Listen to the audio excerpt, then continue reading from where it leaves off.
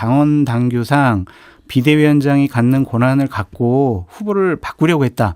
그게 잘못됐다니까요. 이번에 원내대표나 비대위원장이나 당대표는요. 기본적인 전제 조건들이 몇 가지가 있어요.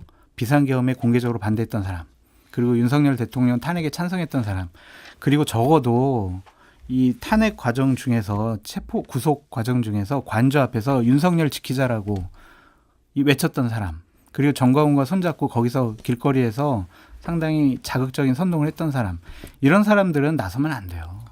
그런 사람들이 나서는 순간 또다시 내란 정당, 탄핵 옹호 정당, 윤석열 정당 손가락질 받게 돼 있거든요. 대선에서 졌잖아요. 당이 바뀌었어요, 변화했어요, 쇄신했어요. 그걸 보여줘야 돼요. 뭘로? 사람이 바뀐 걸로, 지도부 바뀐 걸로. 근데 그 사람이 그 사람이야. 이러면은요, 그냥 지방선거, 총선, 대선 이길 생각이 없이 그냥 우리가 당의 주도권 계속 가지고 가겠어. 그런 대단히 나쁜 사람들이다. 그렇게 보이죠. 아니라라고 누가 과연 생각할 수 있을까? 좀 그런 생각이 들고, 권영세 전 비대위원장 같은 경우에는 만약 이것이 사실관계가 밝혀지게 되고 여러 가지 당원 당규를 어겼다라고 판정이 받게 되면은 여러 가지 당에서 조치를 당할 수밖에 없는 상황이잖아요. 그래서 본인은 항변을 한 건데 해명한 걸 쭉 길게 읽어봤어요. 본인은 대선에 이기기 위해서 당원 당규상 비대위원장이 갖는 권한을 갖고 후보를 바꾸려고 했다. 그게 잘못됐다니까요. 새벽 3시에 그것도. 지금 언론 보도 나오는 거 보면 한덕수 전 권한대행이 서류를 본인이 3시에 가가지고 접수했다라고도 안 나왔잖아요. 접수 안 했다라고 보도가 나오고 있잖아요. 그렇게 잘못된 절차를 갖고 후보를 바꾸려고 했던 것은 분명히 진상이 규명돼야 하고 관련자들은 당연히 조치받아야 된다. 그렇게 말씀드립니다. 국민의힘 계열의 보수 정당에서 당원의 투표로, 당원의 선택으로, 결정으로 전당대회 한 적이 있는지, 그런 사례가 있는지. 그러니까 당원 당규에 없는 것들, 물론 당원이 어느 정도 일정한 분들이 요구를 하면 전당대회 하게 되어 있는 거는 같아요. 확인은 더 해봐야 되겠지만.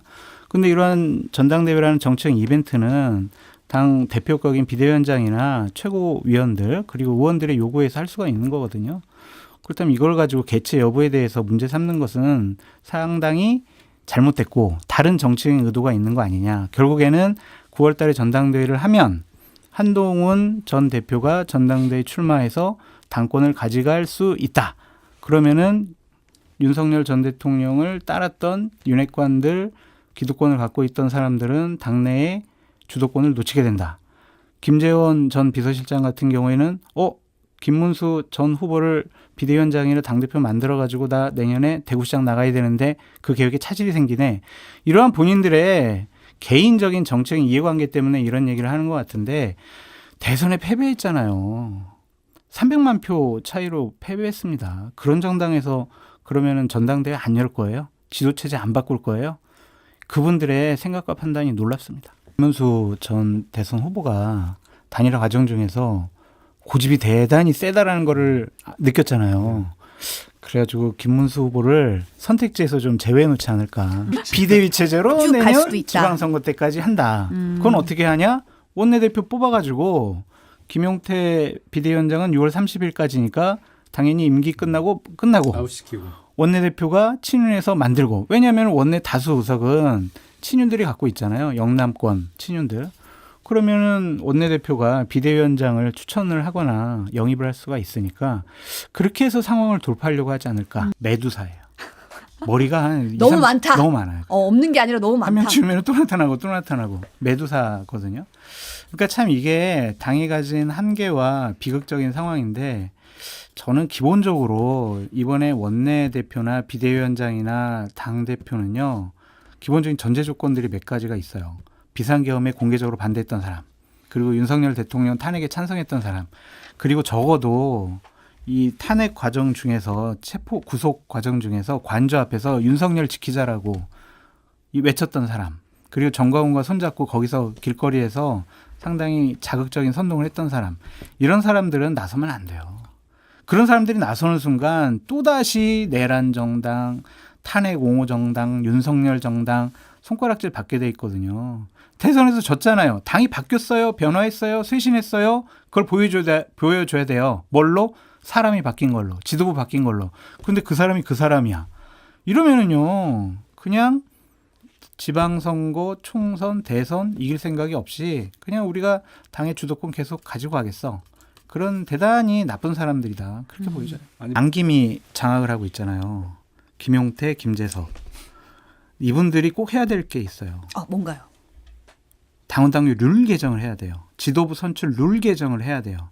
지금 100% 당원으로 뭐 당대표라든지 최고위원을 뽑게 돼 있거든요. 그렇게 룰을 만들어 놓으니까 국민의힘 의원들이 당원들 눈치를 보는 거예요. 어떤 당원? 영남권의 나이 든 분들, 그분들의 눈치를 봐요. 그러니까 자꾸 국민의 눈높이에 맞지 않는 다른 이상한 헛소리들을 하는 거예요. 왜냐? 그분들 입맛에 맞는 얘기를 하면은 나는 당대표가 될 수 있고 최고위원도 될 수 있으니까. 그리고 상향식 공천을 하면은 그분들의 선택에 의해서 나는 또 공천 받을 수 있고 나 또 배지 달 수 있으니까. 이 룰을 갖고 온 사람이 정진석 전 비서실장이에요. 그분이 저는 방송이나 제 개인적인 SNS상에서도 국민의힘을 망친 원흉이라고 계속 얘기를 하고 있는데 그 사람이 망친 이 룰을 100% 국민이라든지 아니면은 당원 30, 일반 국민 70 이런 식으로 룰 개정을 하지 않으면요. 전당대회를 열어가지고 누구를 뽑더라도 그 사람이 될 수밖에 없어요.